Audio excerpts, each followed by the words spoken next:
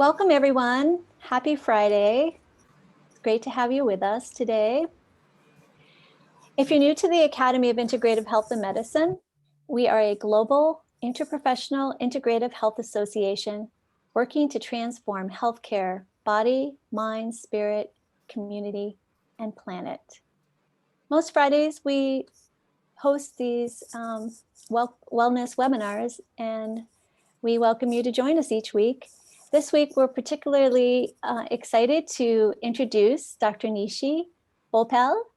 Dr. Nishi is a triple board certified in psychiatry, sleep medicine, and integrative holistic medicine. She's the founder of IntraBalance, Integrative Psychiatry and Sleep in San Francisco. And she's also the founding member of the Same Here Psych Alliance, a global initiative to reduce the stigma around mental health. So please join me in welcoming Dr. Bhopal. Thank you. Let me go ahead and get my presentation up. Okay, and can you see my slides? All right, wonderful. Okay, well, thank you everyone for having me and for inviting me to speak today. Today, we're going to be discussing one of the foundations of health and one of my favorite topics to talk about, which is restorative sleep. So we are going to start by looking at some of the unique sleep challenges posed by quarantine and posed by the pandemic. Then we're going to look at the relationship between the sleep drive and the body clock, which are two really important things to understand if you want to optimize your sleep. Then we're going to look at some mind-body practices and some other integrative and holistic practices as well, and look at how these can help us improve our sleep. How many new words have entered our lexicon this year because of the pandemic? We're using words like social distancing and doom scrolling and quarantine, all of these words that we never really used to use before. We are in a uniquely stressful time. Rates of depression are tripling as a result of the pandemic, and studies are reporting an increase in rates of insomnia as well. So there's a new word for this called a coronasomnia. And this is a really timely topic because all of us have to sleep. And if you yourself don't have sleep issues, you probably know somebody who does. Science is still unveiling the mysteries of sleep and why we need it, but we do know a few things. Sleep is really important for brain health and for cognitive function. It's really important for cardiovascular health and metabolic function. Very important for emotional health and mood regulation. And it's also really important for immunity, which is particularly relevant at this point in time during the pandemic. So let's take a look at how the pandemic is affecting sleep. This is a really uncertain and stressful time. Many of us are worried about our own health, our family's health, our kids not being able to go to school. We're worried about job security, the economy, politics, social justice. There's so many stressors that we're all grappling with collectively. So there's just this great feeling of uncertainty and worry that then impacts our sleep quality. On top of all of that, our normal routines have been disrupted, and this has a direct impact on sleep quality as well. Normal activities take a lot more effort. Just simply going to the grocery store, we have to think about wearing our mask and socially distancing. Normal things that we would do before without thinking twice about them take so much more effort. There's so much more to think about. This can cause frustration and anxiety and lead to what a lot of us are experiencing now, which is COVID fatigue. That can also disrupt sleep. Moreover, we're dealing with a loss of our normal routines and the loss of daily anchors. So daily anchors like getting up and commuting and driving to our offices, or dropping the kids off at school, or going to the gym after work. All of these things that sort of anchored our day and helped us transition from one activity to another, those are kind of thrown out the window, especially for those of us who are working from home and feeling socially confined and isolated. We're also not getting the daily day and light and dark cues that we would normally get on a day-to-day basis. So like going outside and getting bright light in the morning when we're going to work, and then coming home in the evening, and then if being exposed to darkness, a lot of that has kind of been disrupted as well. So we're going to take a closer look at how disruption of light and dark cues and those anchors have affected our sleep. And then lastly, we're constantly hearing about trauma, the trauma of economic devastation, the trauma of loss of lives. So it's like there's an alarm that's blaring constantly that we're hearing about all the time, and it puts us in a heightened state of chronic stress. And at baseline, we're already an inflamed and stressed out society. And this has certainly worsened during the pandemic and is taking a toll on sleep and restfulness. And it becomes a vicious cycle because the worse we're sleeping, the more stressed we feel. And then the more stressed we feel, the worse we sleep. So it becomes this endless kind of vicious cycle that we're going to look at as well. But is it all bad? Are there any upsides to the quarantine and to the pandemic? Well, it's really interesting because there are some studies reporting that some people are actually sleeping better during the pandemic. And there may be a few reasons for this. One is that for those of us working from home, we don't have to commute in the morning. So mornings might be a little bit less hectic. You might be able to sleep in a little bit more and sleep more in alignment with your natural body clock or your natural circadian rhythm. So that actually can be quite restorative for many of us. Many of us are feeling more relaxed working from home. We get to spend more time with our family, more time with our pets. There's less of that hectic commute, as I mentioned. So everyone is affected differently by the pandemic. We'll look at a few behaviors that can feed into sleep issues. So one of them is the lack of routines that I mentioned. So that can disrupt the body clock and the circadian rhythm. Excessive screen time and excessive blue light exposure in the evening can affect our circadian rhythm and sleep quality as well.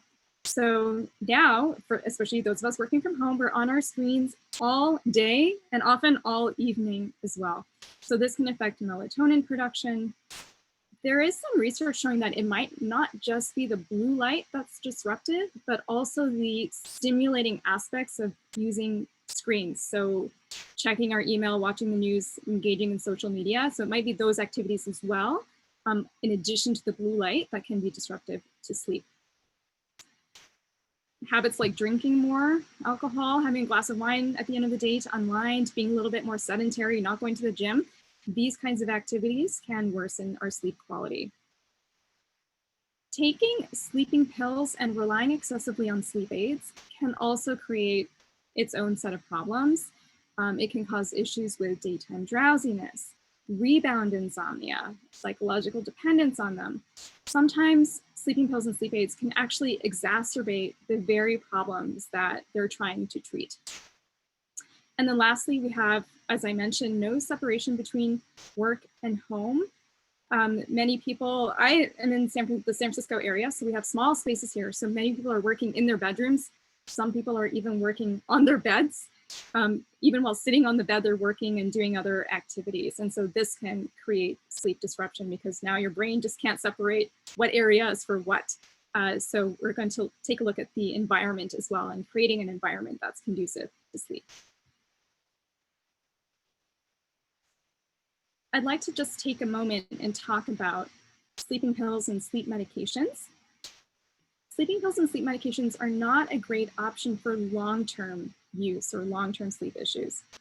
They're sedating, but they don't affect they don't address the fundamental aspects of improving sleep, which are understanding your sleep drive, your body clock, and mindset and the hyperarousal response. So sleeping pills will put you to sleep, but they don't actually get to the root cause of the sleep issue. So they're not a great long-term solution. We can see here some of the various side effects of using sleeping pills. So there's a 5 times higher risk of memory and concentration problems with consistent use of sleeping pills, twice as high of a risk of falls and fractures, especially fractures of the hip and the wrist. And this is particularly dangerous for the older adult population. 4 times higher risk of daytime fatigue and fogginess, brain fog, and then twice as high of a risk of having a motor vehicle accident while driving. So it's not that sleeping pills are all bad. There are situations where they can be really useful. And so I see sleeping medications like a tool that we can use appropriately. It's when they're used inappropriately that we start running into problems. Short-term use of sleep aids can be helpful for acute stressors. I usually recommend using lowest doses possible for the shortest period of time, ideally for no more than 2 weeks, to kind of get sleep back on track. And furthermore, there was a study, or there's been several studies now on looking at how sleep aids affect sleep architecture. And it's shown that benzodiazepines and Z drugs, which are drugs like Ambien, they actually reduce slow wave deep sleep, which is the slow wave restorative sleep. So they actually reduce that phase of sleep. So again, another reason not to use these types of medications long term. I would like to emphasize that good sleep starts during the day. We're going to take a little detour here into the science of sleep. So we'll do some sleep 101. Modulating these 3 things is really important to improving your sleep. So you need to understand the sleep drive, the circadian rhythm, and then your mindset and the nervous system response, or the hyperarousal response. If you can understand and address each of these 3 aspects, you'll be well on your way to restoring natural, healthy sleep. Okay, so what is the sleep drive? The sleep drive is the likelihood that you'll fall asleep at any given time, also called sleep pressure. You see here on this graph, so here we have awake during the day, here's nighttime when you're sleeping. The longer you stay awake, the stronger the sleep drive or the sleep pressure becomes. Then when we sleep, we start to pay off some of our sleep debt. So the sleep drive or sleep pressure starts to go down, and then back to the morning, we stay awake, goes up again. So that's kind of the cycle of the sleep debt and sleep drive. It's thought that adenosine is actually what makes us sleepy. So adenosine builds up during the day. The longer we stay awake, the more adenosine that accumulates in the body. So adenosine is a byproduct of cellular metabolism. It reduces brain activity and it makes us feel sleepy. Caffeine actually blocks the effects of adenosine. So caffeine binds to the same receptor that adenosine binds to. So it actually blocks that sleepy feeling. So that's why having caffeine too late in the day can actually affect your sleep drive and your sleep quality. Okay, that was a brief look at the first thing to understand about sleep, which was the sleep drive.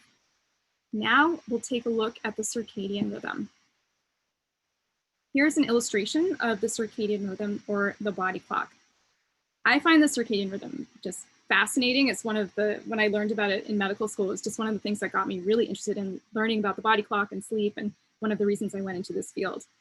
Every living thing on the planet has a circadian rhythm or a body clock. So every little algae, bacteria, plants, humans, your pet, everybody has a circadian rhythm and a body clock. And for humans, our body clock or circadian rhythm is entrained to the day and night cycle. So it's approximately 24 hours in duration. And the circadian rhythm is involved in regulating a number of different functions in the body, including the sleep-wake drive. You can see in this diagram, here's morning, midday, evening, midnight.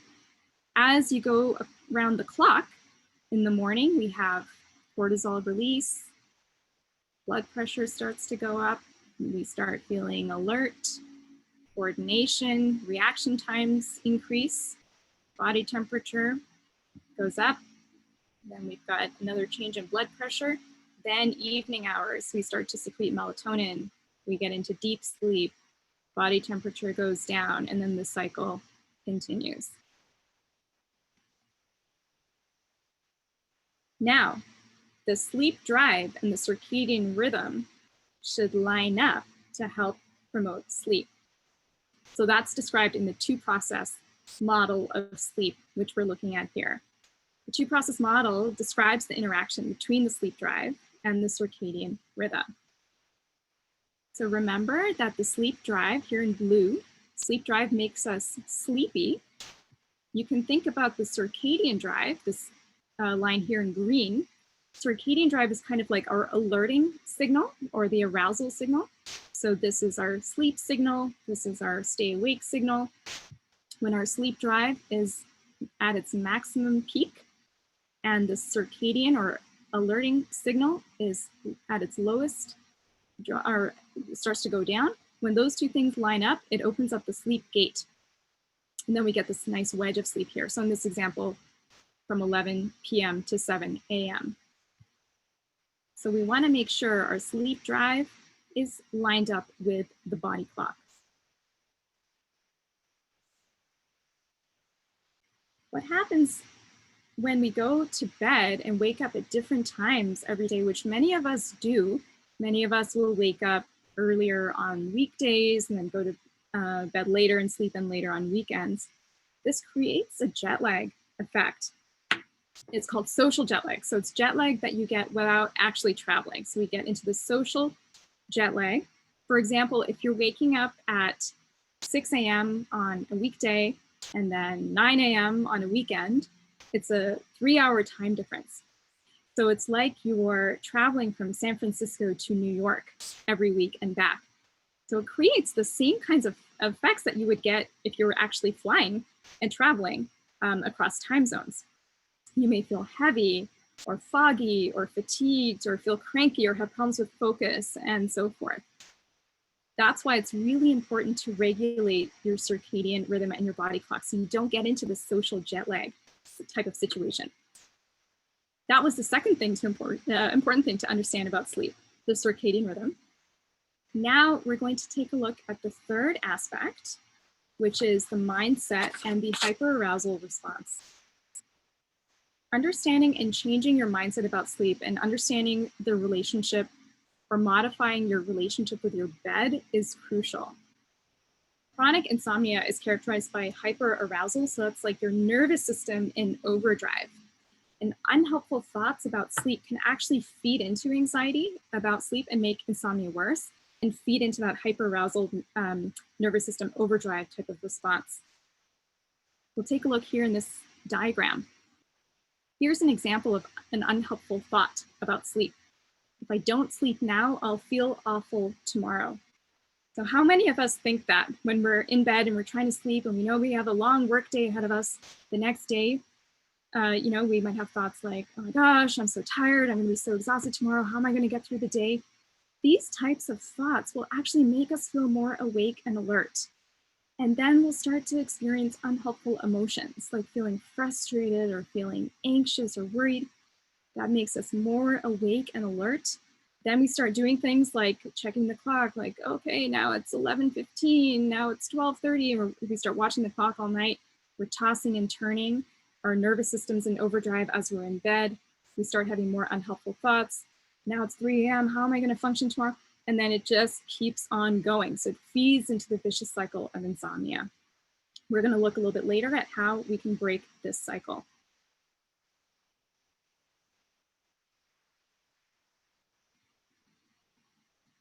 Now, back to some of the unique challenges posed by COVID, by the pandemic, and by quarantining.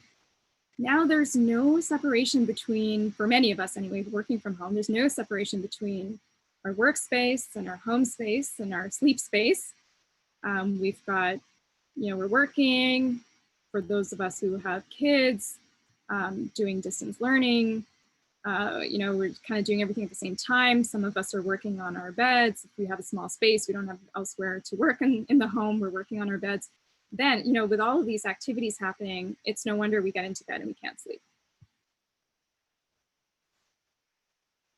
Okay, those were the 3 things you need to understand to optimize sleep: sleep drive, circadian rhythm, mindset, and hyperarousal. Now we're going to take a look at how to improve sleep without medication. You can get a good night's sleep without medication. And the first step is to identify the root cause of the sleep issue. We looked at some of those things already, and we'll go into that in a little bit more detail now. Then once you've identified the root cause, then you can start implementing some different techniques.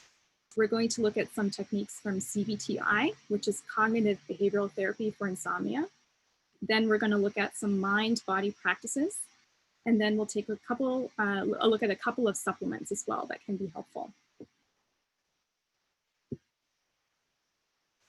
Okay, so we'll take a little blast to the past here. So a little detour into the world of Ayurveda. Ayurveda is the ancient system of medicine from India, and it's about 5,000 years old. And Ayurveda has a very sophisticated understanding of sleep and the circadian rhythm and the body clock. And it's just so interesting. And what was known thousands of years ago is now being shown in modern medicine. So it's very much aligned with the modern scientific understanding of the body clock. And I really like this framework of identifying root causes from Ayurveda because it's pretty simple, but very comprehensive as well. So you see here, there's 4 categories to help you identify the root causes of your sleep issues. So food, environment, emotional, and medical. First off, the food section here. Excessive hunger, foods that cause, in Ayurveda, called the fire, which is aggravation of pitta, the pitta dosha. For example, foods that cause reflux, or foods that are excessively drying that cause aggravation of vata, what's called vata in Ayurveda. All of these things can affect sleep. It's not just the amount of food that we're eating that's important, but also the timing of the food and the types of foods that we're eating. So, for example, here, excessive hunger, many of us will wake up after 2 or 3 hours of sleep feeling hungry. And in Ayurveda, one simple thing to do about this is to actually have a glass of warm milk about 1 to 2 hours before bed. So you may have heard about golden milk, so that's warm milk with turmeric. You could add a little bit of cinnamon or a little bit of cardamom to that, or some saffron. And that's really great for a few things. One is it's good for quelling any hunger that might arise a couple of hours into your sleep cycle. So you want to have this about an hour to 2 before bed. The other thing that it does is it helps to promote tryptophan and production of melatonin. So milk is very high in tryptophan and melatonin. So that's also great for promoting sleep. And it's also a nice little treat to have in the evening. If you don't take milk, if you don't take dairy, then you can do oat milk. Oat milk is a really great alternative that also is very high in tryptophan and in melatonin. Then you want to be thinking about the type of food that you're eating, if it's causing acid reflux or heartburn, or if it's making you feel dried out, or conversely, if you're drinking too much liquid in the evening, that can also affect sleep and make you have to get up to use the bathroom. So that's just one really simple thing to look at if you're having trouble sleeping. Look at what you're eating and when you're eating it. The next category is the environment. Excessive light, excessive noise, extremes of temperature, poor sleep hygiene practices, all of these fall into this category. And I'll share a really quick story about the power of changing your environment and how that can affect sleep. I had a patient who came to me for difficulty sleeping that had been going on for many years, over a decade or so. And I always go through this checklist to figure out, okay, what are the root causes here? And we identified that the environment was playing a big role in her sleep issue. She lives in a small studio apartment in San Francisco, just one small room.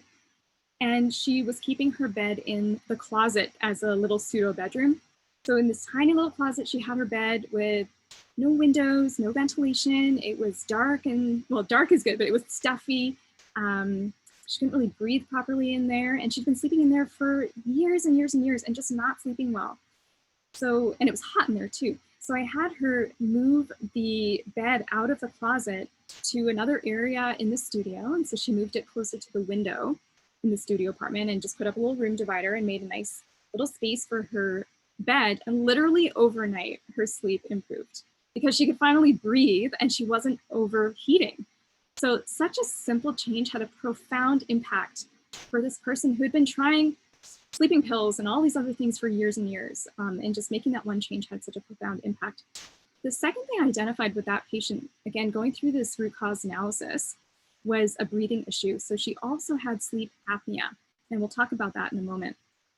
But changing the environment, getting her tested for sleep apnea and treated for that was enough. And now she's sleeping well, and I haven't seen her since. So that was a really simple kind of, a couple simple interventions that we made that were really, really effective and had a profound impact on her quality of life. Another aspect of environment is this temperature piece.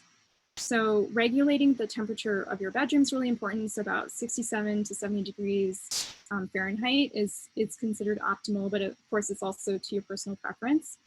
A simple thing I recommend there is switching to cotton sheets, cotton percale sheets that are breathable. So I usually recommend using natural fibers, especially if you tend to sleep hot.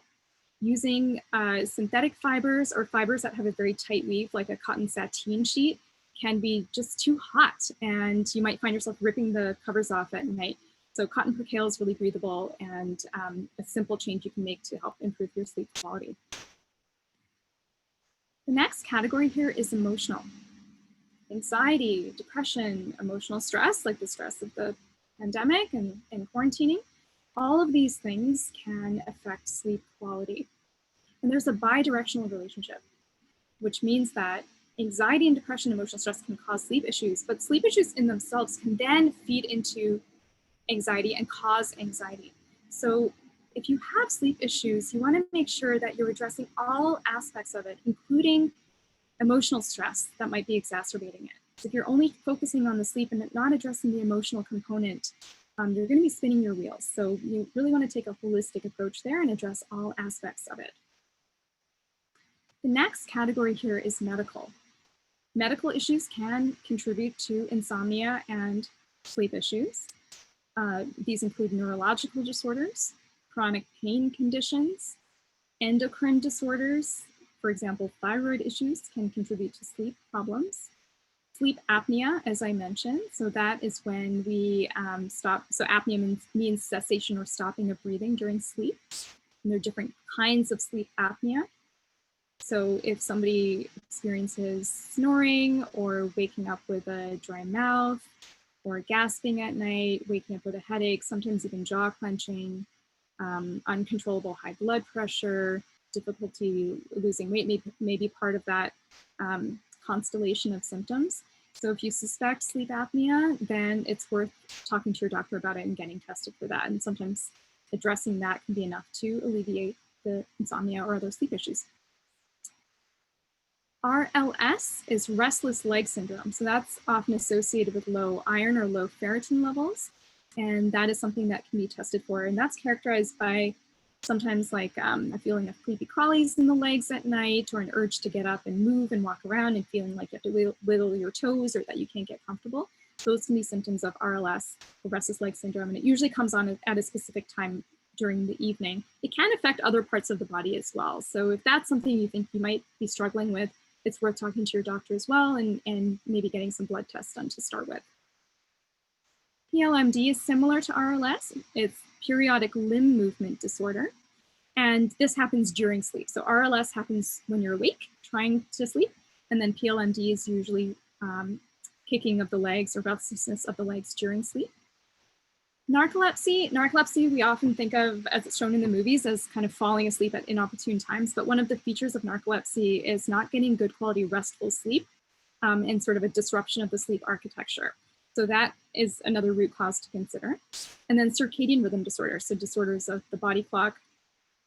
I usually don't think of circadian rhythm misalignments as disorders because I think there are some, I think it's kind of like a normal variant of circadian rhythm. Some of us are night owls, some of us are more morning people, but it's when our body clock is misaligned with our social demands that it can become problematic. So looking at that is very important as well, and regulating the body clock, as we've been discussing, is very important. Okay. Now we'll take a brief look at CBTI. CBTI is cognitive behavioral therapy for insomnia. There's several different components to it here. So you've got psychoeducation, sleep hygiene, stimulus control, relaxation training, sleep restriction, relapse prevention. Lots of different components. And we could do an entire series of lectures on CBTI. So we won't go into details on all of these things today. But one thing I will mention is that CBTI is recommended by the American Academy of Sleep Medicine and the NIH consensus as a first-line treatment for insomnia, which means that once you've determined the root cause of insomnia and addressed that, and if you're still struggling, this is what you want to try before you do anything else, before you do medication even. CBTI has been shown to be as effective as medication for insomnia, for brief treatment as well, and likely more durable over time. So longer lasting effects without the side effects of taking sleeping medications. CBTI is safe. It has been shown to be effective for insomnia in people with medical issues like breast cancer, chronic pain, fibromyalgia, and other medical conditions. And it doesn't have all the side effects associated with sleep medications, as we discussed. Okay. Here we go. Okay. So let's get a little taste of CBTI here. A few simple principles that all of us can employ. One is, it sounds so simple, but it's really important and really effective, which is only go to bed when you're sleepy. A lot of us will go to bed because it's bedtime. We see the clock, okay, it's 10:30, time to go to bed, but we might not be ready for bed yet. So if you're going to bed when you're awake, then it's going to feed into that cycle of insomnia that we looked at. Mind might start racing, or you start thinking about all the things you have to do the next day, or that, oh, that thing I said that I shouldn't have said, the mind can start going if you're not fully sleepy by the time you go to bed. So you want to prevent that from happening by going to bed only when you're sleepy. So what that means is your eyes are heavy, your head is starting to nod, your body might feel heavy. That is when you want to get into bed, even though it might be a little bit later than the time you think you should be going to bed. The same applies to waking up in the middle of the night. So if it's more than 20 minutes, at the beginning of the night and you're wide awake and you're getting into a hyperarousal response, get out of bed.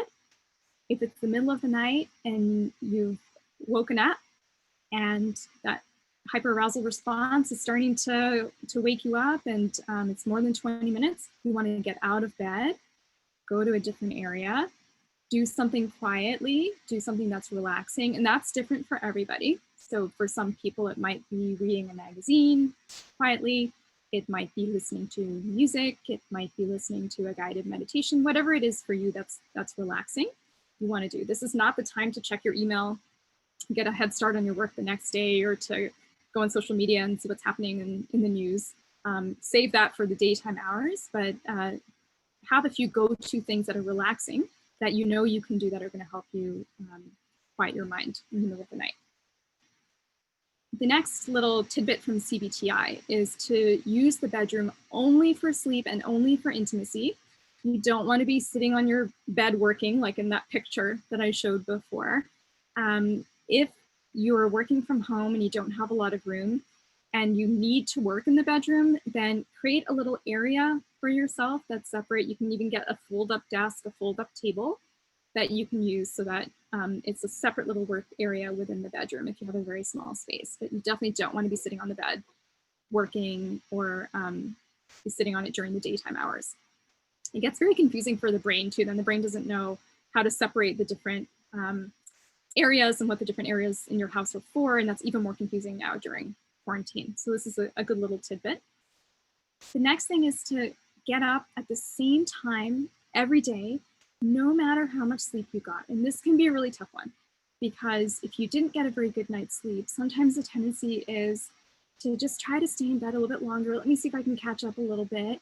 But then that's going to disrupt your circadian rhythm and create that social jet lag phenomenon that I was talking about before.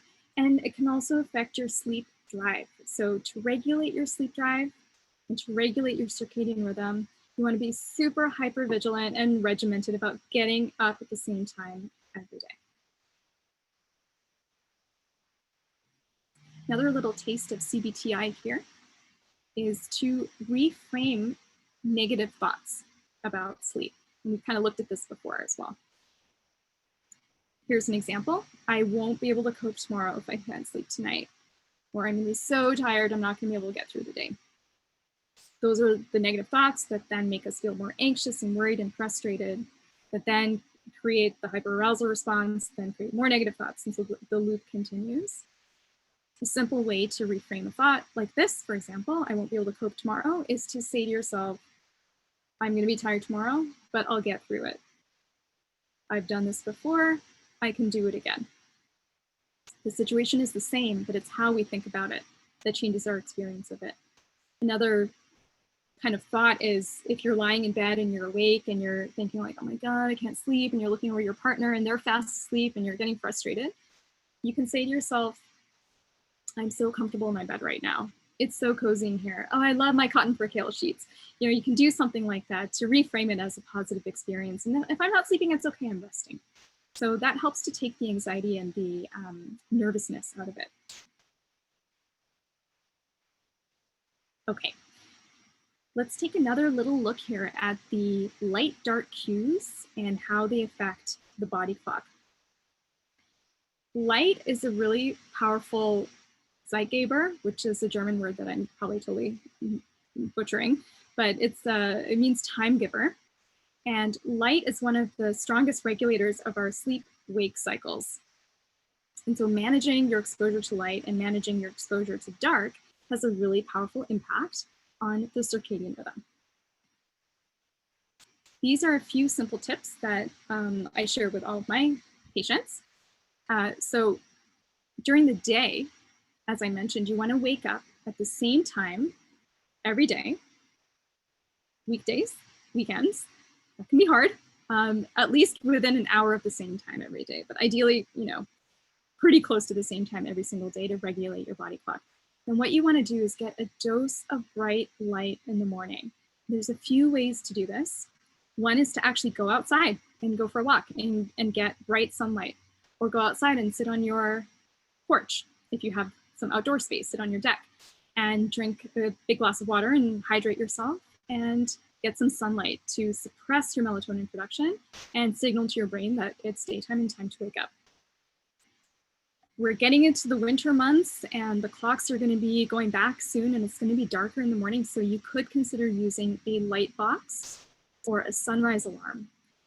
Sunrise alarm is a really great tool. They're usually globe shaped, and you set the time and then they get gradually brighter as you get closer to your wake up time.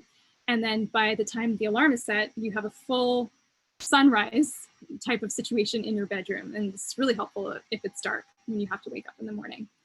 And then Lightbox is a little bit different. That is usually a device that gives off bright light. And these are also really helpful for seasonal affective disorder, seasonal depression. So I use Lightboxes all the time in my practice for seasonal affective disorder and for circadian rhythm regulation. And then another tip is to stay in bright light during the day. So when you're working during the day, you could sit in front of a window. I'm sitting in front of a bright window right now. You can sit in front of a window while you're working, or have the lights on if it's kind of a dark and foggy day, as we get here in the Bay Area sometimes, so you can put the lights on. But that's going to signal to your brain that it's daytime and help you stay awake and alert. Now you want to do the opposite at night. So in the evening, keep the lights dim after 8 p.m., even 7 p.m., depending on what the lighting is like outside. So keep the lights dim. Think creating a cave-like atmosphere. So you want to, if you have dimmer switches, we in our homes, we always put dimmer switches in so that we can control the amount of lighting that we're exposed to in the evening. So you can do that. You can use little side table lamps. You can use salt lamps, candles. Think about creating a nice orange glow in the evening and minimizing your exposure to blue light. If you're watching TV in the evening, you can dim the brightness of the TV screen. If you do need to use any devices like an iPad or your laptop or your phone, You can dim the brightness on the screen, and you can also, some of those devices will have features where you can filter out the blue light, and it gives you a nice orange glow and removes the blue, which suppresses melatonin. So you can think about the sky is blue, so that signals, the blue signals that it's daytime. And then keep your bedroom dark during your sleep zone. If you do need to wake up to use the bathroom or something like that in the middle of the night, I do recommend using a little bit of a night light or something so that you're not at risk of tripping over something to go to the bathroom, but see if you can avoid getting a pulse of bright light. So you can use a little night light or a dimmer. Okay. Let's see how we're doing on time. Okay, so we'll look at some mind-body practices as well. We're going to look at some research on these 4 practices: Qigong, meditation, Tai Chi, and yoga. And then we'll look at some specific practices that you can try. So this was a study done in 2019. It was a review study of 49 studies, looking at a total of over 4,500 participants. And it showed that mind-body practices resulted in significant improvements of sleep and reduced severity of insomnia. And these practices help to reduce that hyperarousal response that we've been talking about that feeds into the cycle of insomnia. So they calm the nervous system. They help to increase activity in the parasympathetic part of the nervous system. So they calm the sympathetic, they help to increase and enhance the parasympathetic activity, which is involved in the rest and digest response. Parasympathetic activity helps to slow the heart rate and calm the mind, which then, of course, is conducive to good sleep. Okay, so here is just kind of a summary on the research on Qigong. There are fewer studies on this particular type of practice because it's usually studied in conjunction with Tai Chi, so it's kind of usually lumped together. But there are some differences between Qigong and Tai Chi, so it's starting to be studied on its own as well. It has been, even though there are not that many studies, it has been proven to be effective. And so there was a meta-analysis that showed that practicing Qigong for anywhere between 5 weeks to 12 weeks, anywhere from 30 minutes to 2 hours a week, demonstrated improvements in sleep quality. So it's just a brief look at Qigong.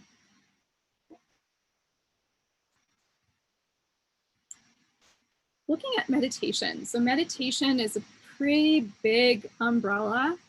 There are lots of different types of meditation practices.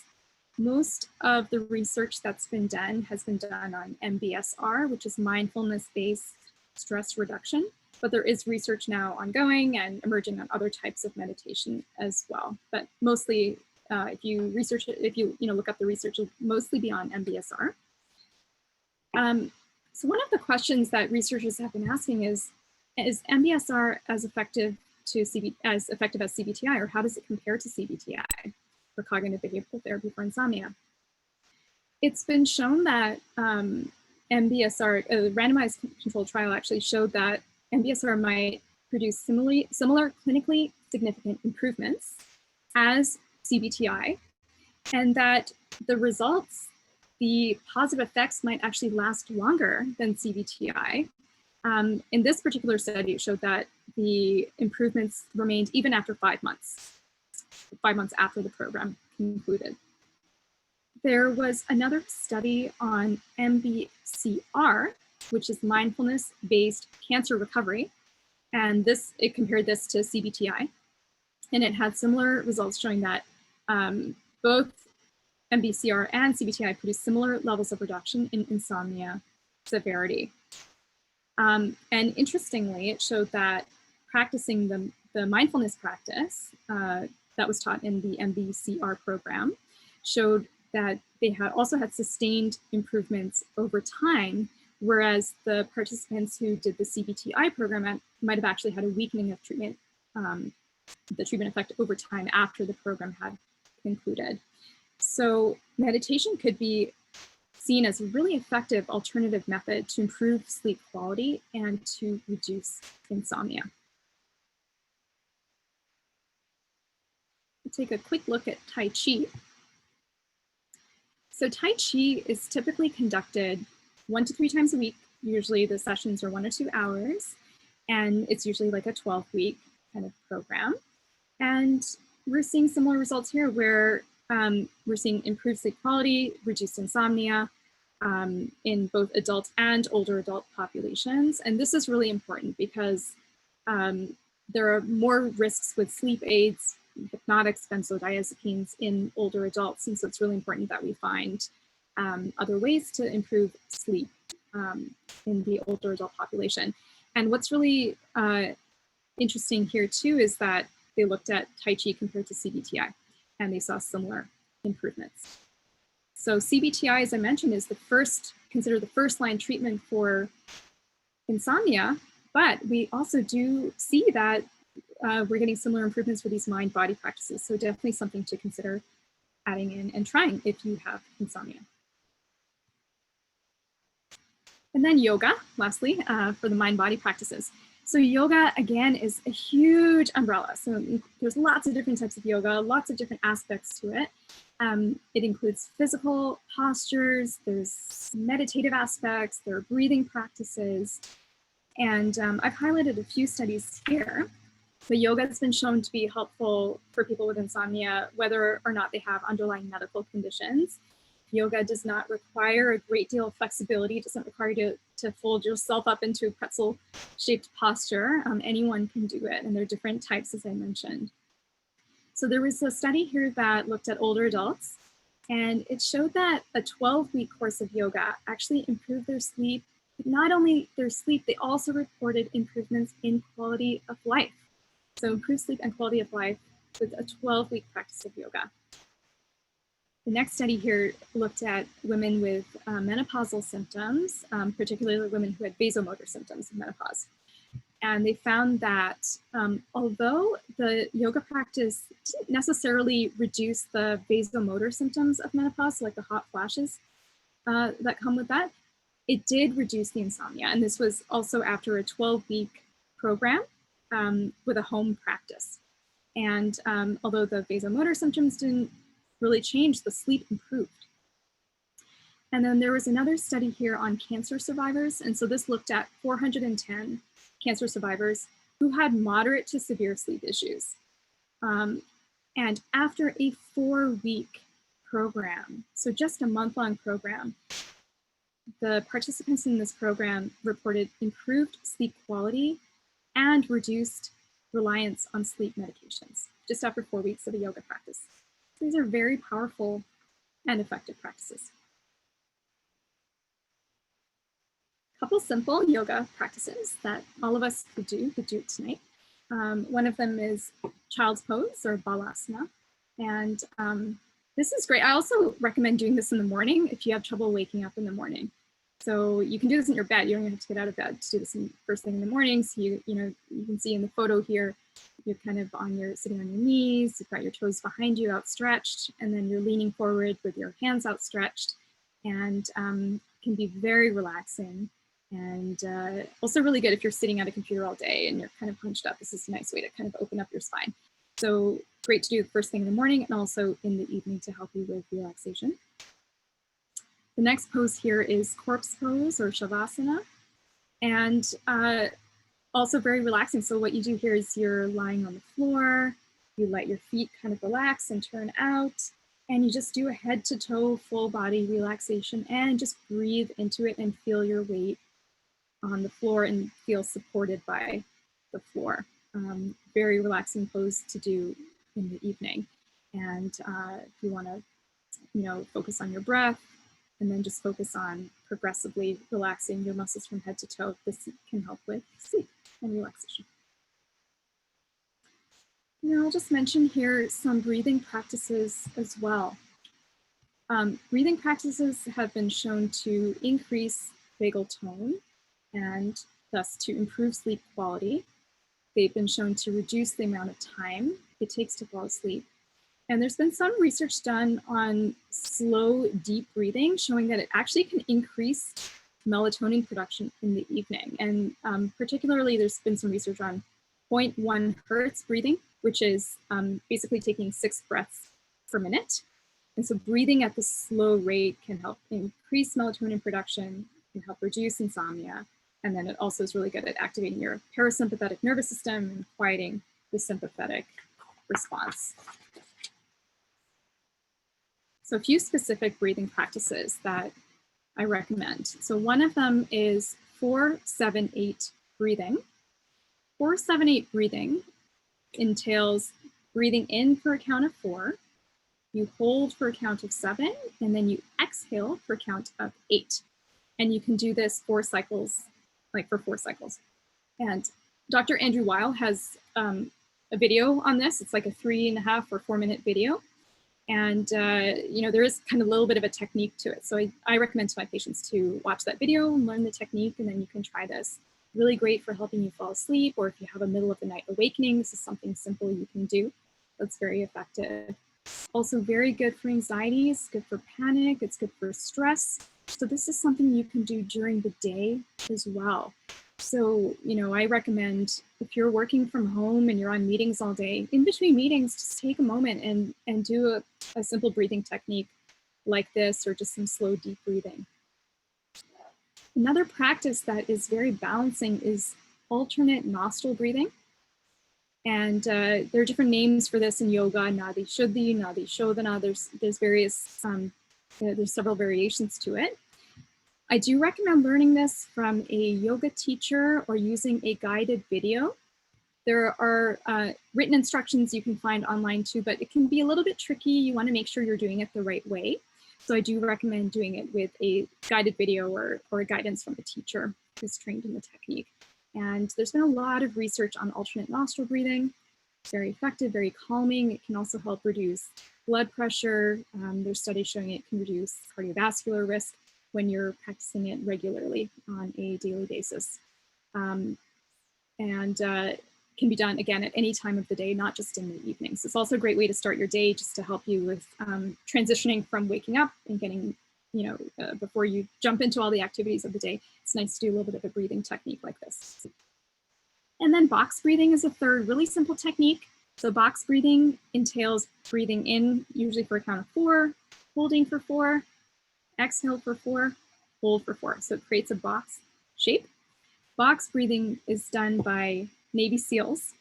And Navy SEALs, of course, work in very high stress, high pressure situations. And they use this to calm their nervous system while they're working in these high pressure and high stress situations. So box breathing is something that all of us can use, that's very effective at reducing stress and can help with sleep. So 3 simple techniques that you could try out. And then if we have time, we'll just go over a couple of supplements. These are a couple of my go-tos, so magnesium and L-theanine. And I'll just preface this by saying that supplements are not meant to be a substitute for all of these other behavioral practices that we've been talking about, but they can be helpful as an adjunct. So you don't want to just take a supplement, be stressed out all day and then take a supplement and hope you're going to sleep. But all the other practices are really important, and these can help you with that whole process. So magnesium. Magnesium is the 4th most abundant mineral in the body after calcium, sodium, and potassium. And about 70% of adults in the US are not getting enough magnesium in the diet. And there's lots of different reasons for this. Magnesium is really good for people who also have anxiety or restlessness, muscle cramps, depression. So if you're struggling with those types of conditions, magnesium could be a helpful adjunct to add in. The way it works is that it helps to maintain levels of GABA. So GABA is called an inhibitory neurotransmitter, so it can be calming. Magnesium also helps promote the production of melatonin. Studies have shown that taking magnesium supplements helps to improve sleep quality. It reduces sleep latency, which is the amount of time it takes to fall asleep. And it also helps improve daytime functioning. And there's some great food sources for magnesium. Nuts and seeds and whole grains, legumes, spinach are all great sources. There are studies showing that our soil is depleted of minerals like magnesium. So even if you're eating a really healthy, well-balanced diet, you might not be getting enough just because of the nature of the soil that our food is grown in. So you may consider adding in a supplement. The citrate glycinate threonate forms are best absorbed. So those are the ones that I usually suggest to my patients, and dosing can be 200 to 400 milligrams at bedtime, watching out for GI side effects like diarrhea, nausea, and abdominal cramping. And so if you're interested in trying magnesium, I also do recommend speaking with your healthcare provider, the physician, to make sure that it's safe for you to take. And then L-theanine.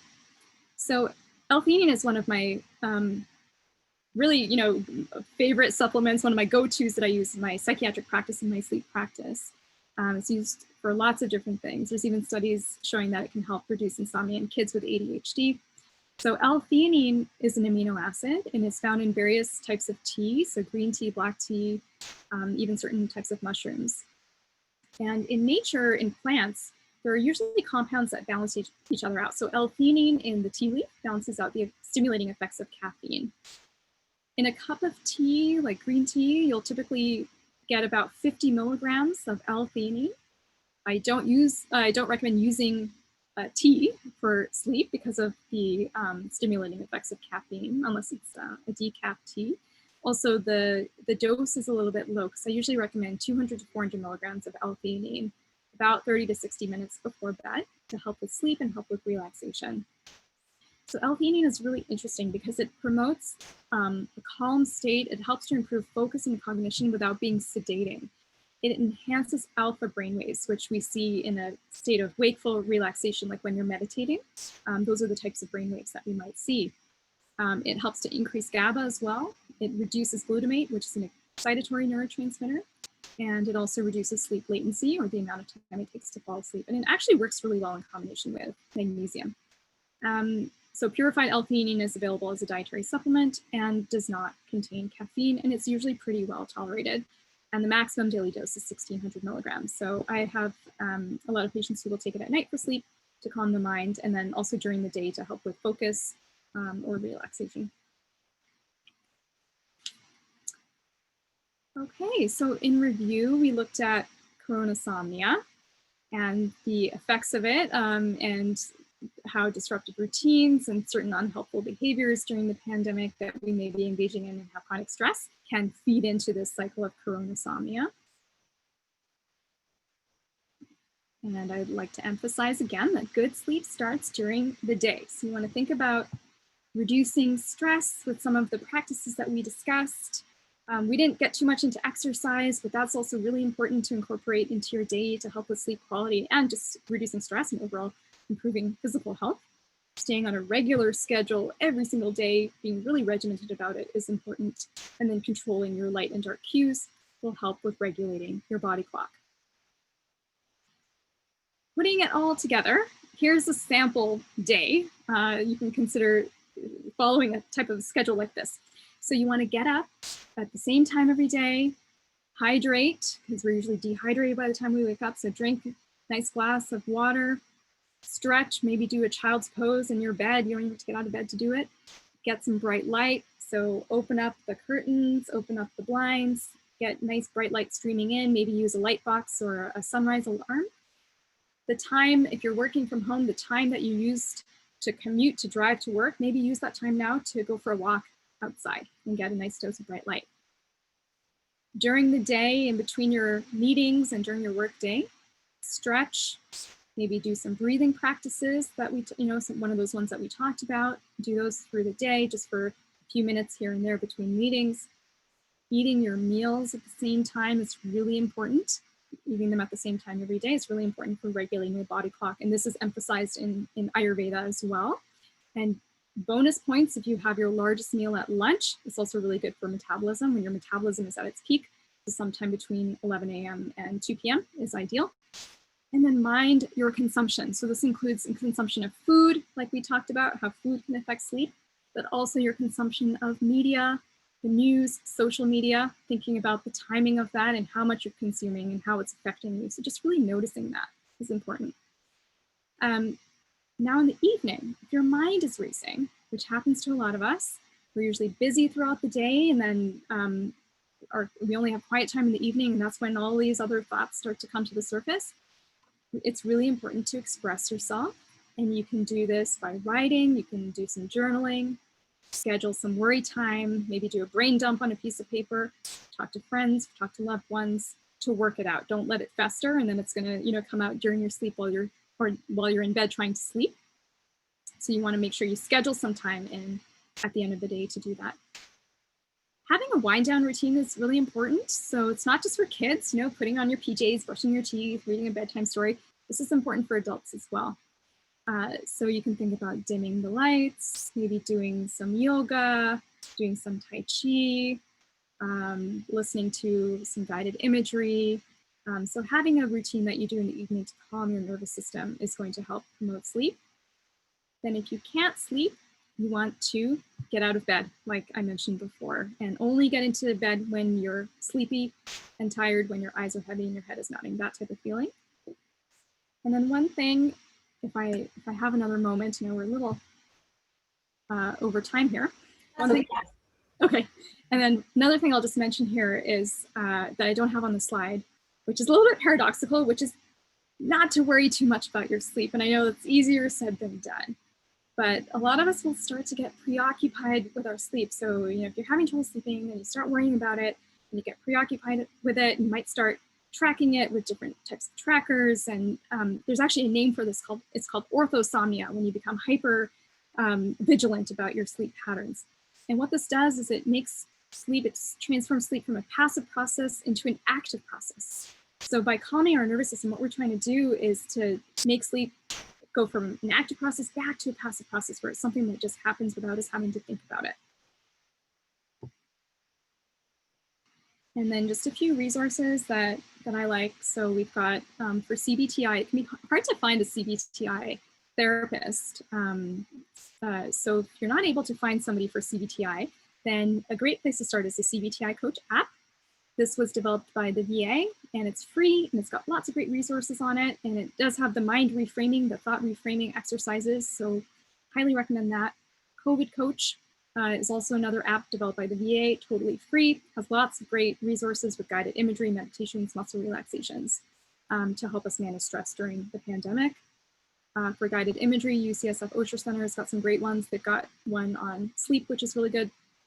And then for 5-minute yoga practices, alternate nostril breathing is on there. There's some neck practices, some other really simple practices that don't require any prior experience or flexibility. Anyone can do them through the Isha Foundation. So the link is there. Okay, in summary, so we looked at the impact of the pandemic on sleep. We looked at the importance of understanding your sleep drive, your circadian rhythm, and regulating your nervous system and mindset, and how those three things, addressing those three things is super important to optimize your sleep. Then we looked at identifying the root cause and a framework to help with that. We looked at CBTI and got a little taste of that. We looked at some mind-body practices, and then a couple of supplements to help along the way. And I have created a free holistic sleep guide that outlines some of these things that we just talked about, and it's got some worksheets and other things. And that is available on my website, and I think Heather will make that available as well, along with this video. And I also do have a course on optimizing sleep naturally, and that will be coming out early in the new year. Thank you. Thank you, Dr. Bhopal, for that excellent, informative presentation. I know that's really helpful to all of us. We have a couple of questions. I know we're running out of time here. Question about melatonin in general, and then what about for children 8 years or older? Yes. Yeah, so melatonin, I think of melatonin as more of a circadian rhythm modulator, like a body clock modulator rather than a sleep aid per se. So it's really helpful if you have a circadian rhythm issue, like if you have delayed circadian phase, if you're having trouble getting to sleep and then you're waking up too late, it can help pull your sleep earlier. For kids, short-term use may be okay. Their studies are lacking on long-term use of melatonin. So I usually don't recommend using melatonin for longer than about 8 weeks, just because we don't know what the long-term ramifications are. Dosing-wise, usually what you'll find in stores is way too high. So usually stores will, like your local drugstore will sell doses of 3, 5, or 10 milligrams, which is too much. I usually recommend using just half a milligram or about 1 milligram of melatonin. And then I've got a video about this on my YouTube channel as well, going into more detail. Fantastic. And then we also had a question about middle of the night insomnia. Maybe you covered that a bit, but just that specific about what happens when you wake up in the middle of the night. Yeah, so middle of the night insomnia is super common. There are various reasons for that. There's like different root causes for middle of the night insomnia. One of the things that usually happens is people are spending too much time in bed. So I like to emphasize, we didn't talk about this today, but I like to emphasize looking at your sleep efficiency.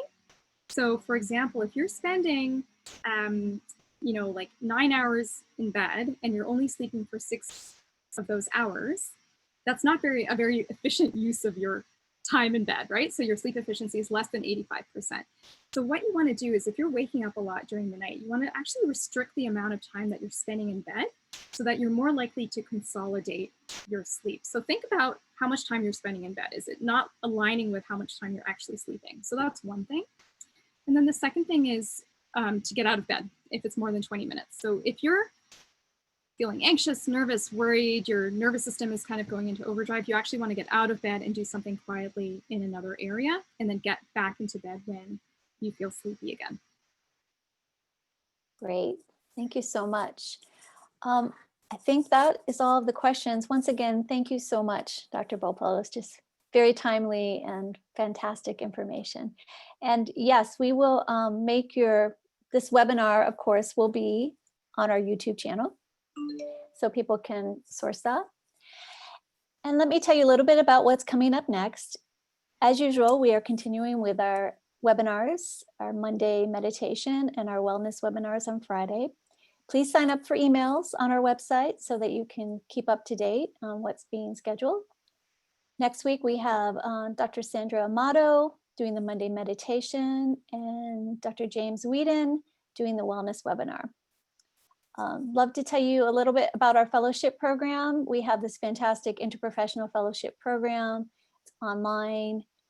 And if you'd like to even learn more, please visit our website.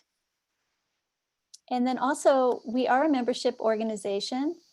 And we just had our conference where we had these fantastic poster presenters, and they're all on our website right now. You can see them there. So please come take a look at their excellent offerings. And then also just stay connected. If you are enjoying this webinar, stay on our newsletter email list, become a member. We'd love for you to join as an AIHM member, or also just join a local chapter or our Student Alliance group. You can find all this information on our website. And may everyone have a wonderful weekend. We appreciate you showing up today. Especially, thank you again, Dr. Bhopal. We really appreciate you doing this presentation. And may everyone have a safe and healthy and lovely weekend.